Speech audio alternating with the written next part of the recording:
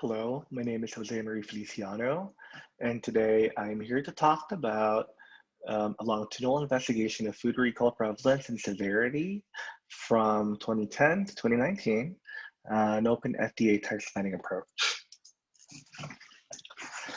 As you may know, health informatics tools are typically underutilized in public health and medicine, and the focus of our study is open FDA, which is an initiative from the Food and Drug Administration to make it easier for the general public health researchers to access data using its API or application program interface. Although OpenFDA was launched in 2014, its use is limited to investigate drug adverse effects, at least in literature. And so the objective of our research is to really explore the first-time use of OpenFDA as a tool to investigate food recall safety and really prevalence. And our second objective is to report data descriptors that we can leverage to delineate and to really understand food recalls and their public health impact.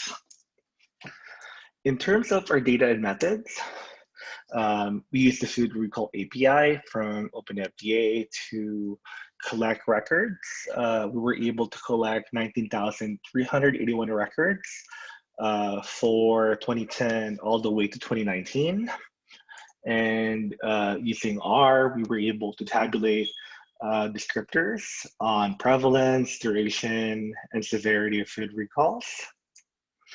And the data that we got, it included free-form unstructured text data, some fields, users or people involved in food recall, they typically type insight based on in a sentence structure, sentence format.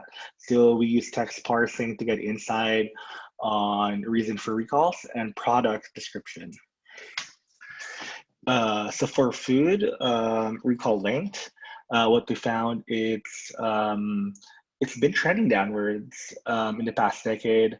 The overall median length between recall initiation and termination was 239 days, but in 2010, it was 703 days, and now it's down to 101 days in 2019.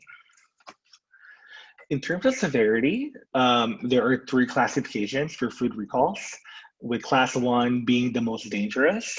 And what we found was in the past decade, 43% of recalls were class 1 recalls. But again, what's hopeful based on the result, it's in terms of being the dangerous food recall, it's been trending downwards. It was 67% in 2010, and now it's down to 43% in 2019. So this is really good. And in terms of the recall description fields, which is free-form text field in the data set, we parsed the top 20 words for class 1 recalls. And what we found was listeria and salmonella were very commonly referenced in the field. And if you look into the purple, the text that I highlighted in purple, milk, peanut, and salads were some of the items that were frequently contaminated in these recalls.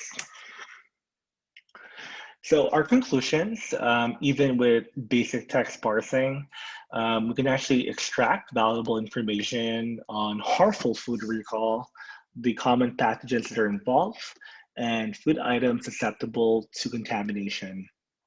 Our results suggest the feasibility of really using OpenFDA data as a public health surveillance tool.